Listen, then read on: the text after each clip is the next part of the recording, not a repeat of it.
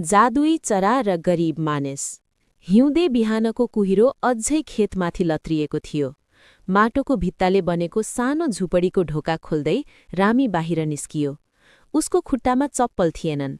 चिसो माटोले पैतालामा सुइरो घोचे जस्तै गरिरहेको थियो। पेट 2 दिनदेखि राम्ररी भरिएको थिएन, तर आँखामा अझै हार नमानेको चमक थियो। रामे दिनहुँ झैं आज पनि जंगलतिर दाउरा खोज्न निस्कियो। रुखका पातबाट झरेको शीतले उसको पुरानो कपडा भिजाउँदै थियो।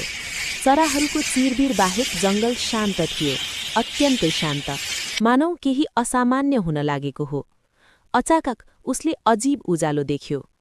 पुरानो पिपलको रुखको हाँगामा एउटा अनौठो चरा बसेको थियो। त्यो चरा कुनै साधारण चरा थिएन। त्यसका प्वाँखहरू नीलो, सुनौलो र हरियो रंग मिसिएर घाममा चम्किरहेका थिए। प्वाँख हल्लिँदा हावामा हल्का चमकदार कणहरू झर्थे, मानौ ताराहरू झरिरहेका हुन्। आँखाहरू गहिरा कालो, तर भित्र उज्यालो संसार लुकेको जस्तो। रामेको सास रोकियो। चराले मान्छे जस्तै गहिरो स्वरमा भन्यो, डराउनु पर्दैन रामे। रामे काँप्दै भन्यो, तिमी बोल्छौ? म केवल बोल्दिन। चराले शान्त स्वरमा भन्यो, म तिम्रो पीडा देख्छु। रामेको आँखाबाट आँसु आफै झर्यो। उसले आफ्नी बिरामी आमाको अनुहार सम्झियो, खाली भाडो र समाजले दिएको तिरस्कार।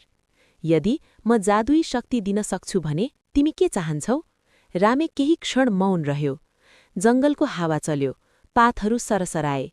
उसले धन, महल वा सत्ता चाहेन।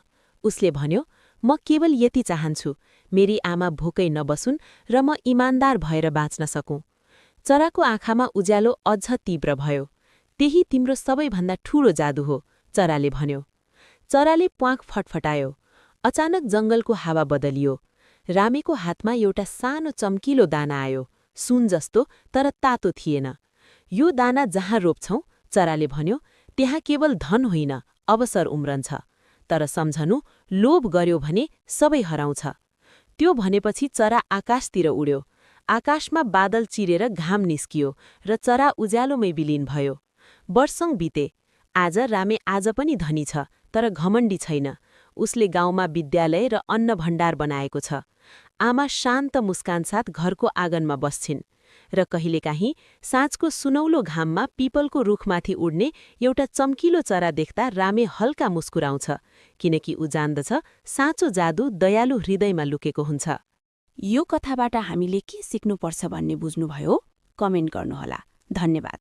अर्को कथामा भेट गरौँला।